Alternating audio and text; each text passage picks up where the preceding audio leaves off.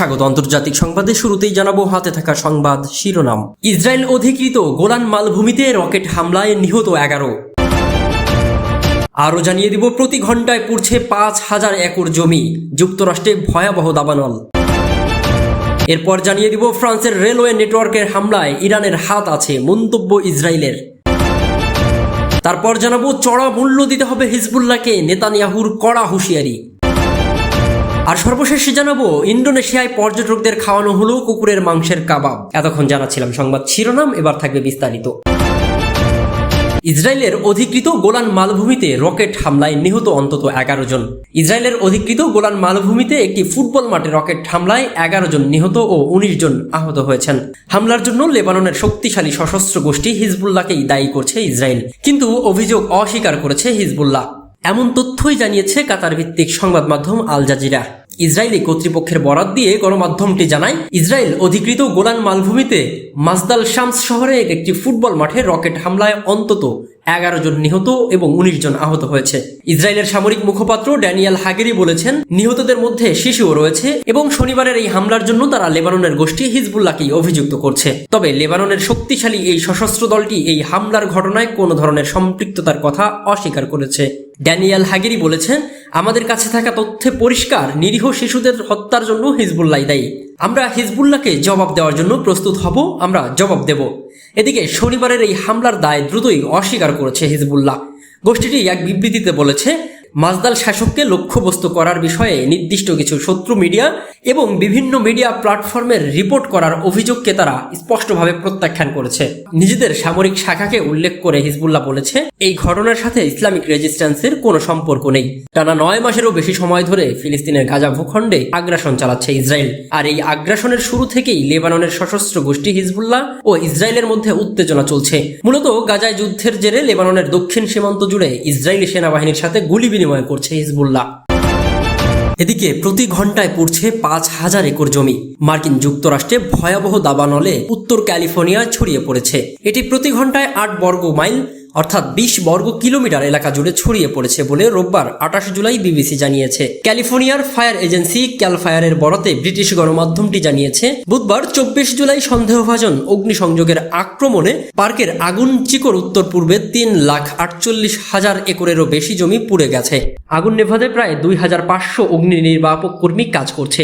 Bird কাউন্টির alligator হোলের কাছে একটি গলিতে জ্বলন্ত গাড়ির মাধ্যমে আগুন লাগানোর সন্দেহে গত বৃহস্পতিবার 25 জুলাই 42 বছর বয়সী এক ব্যক্তিকে গ্রেফতার করা হয়। চলতি বছরের এটি এখন এই রাজ্যে সবচেয়ে বড় আগুনের ঘটনা, যা নিউ ইয়র্ক সিটির 5টি প্রশাসনিক এলাকার চেয়ে 1.5 গুণেরও বেশি এলাকা গ্রাস করেছে।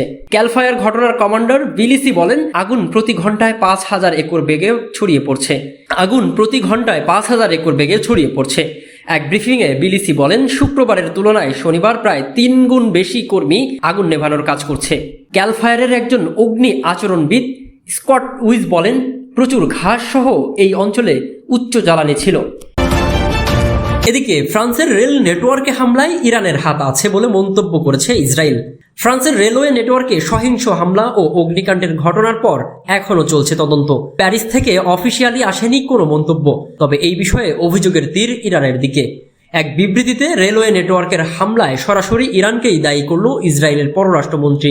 রোববার 28 জুলাই এক প্রতিবেদনে ইরানের সংবাদ মাধ্যম ইরান ইন্টারন্যাশনাল এই তথ্য জানায়।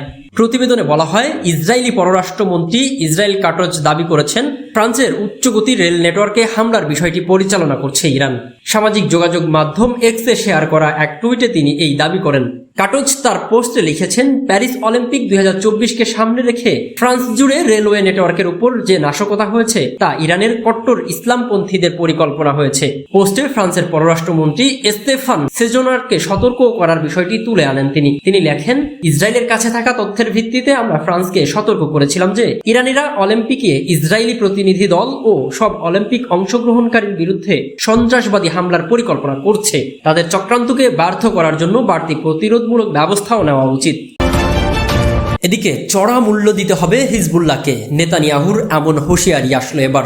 ইসরায়েল অধিকৃত গোলান মালভূমিতে রকেট হামলার ঘটনায় লেবাননের সশস্ত্র গোষ্ঠী হিজবুল্লাহকে কড়া জবাব দেওয়ার হুঁশিয়ারি দিয়েছেন ইসরায়েলি প্রধানমন্ত্রী বেনিয়ামিন নেতানিয়াহু।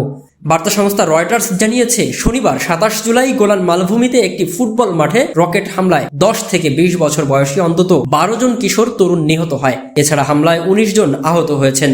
এই হামলার জন্য ইসরায়েল হিজবুল্লাহকে দায়ী করছে, তবে হিজবুল্লাহ এই অভিযোগ অস্বীকার করেছে। হামলার পর নেতানিয়াহু কার্যালয়ের এক বিবৃতিতে বলেছে, এই হামলার জবাব দিতে বিলম্ব করবে না ইসরায়েল, এর জন্য হিজবুল্লাহকে চড়া মূল্য দিতে হবে। ইসরায়েলের প্রেসিডেন্ট আইজ্যাক হারজুগ অভিযোগ করেছে, হিজবুল্লাহ আজ শিশুদের নৃশংসভাবে আক্রমণ ও হত্যা করেছে। তাদের একমাত্র অপরাধ ছিল তারা ফুটবল খেলছিল। গত 7 অক্টোবরের পর ইসরায়েলি বেসামরিক নাগরিকের উপর সবচেয়ে প্রাণঘাতী হামলাগুলোর মধ্যে এটি ছিল অন্যতম। ইসরায়েলের প্রতিরক্ষা মন্ত্রী রিয়ার অ্যাডমিরাল ড্যানিয়েল হাগেরি বলেছেন, হিজবুল্লাহকে জবাব দিতে ইসরায়েলি সেনাবাহিনী প্রস্তুত, আমরা কড়া ব্যবস্থা নেব।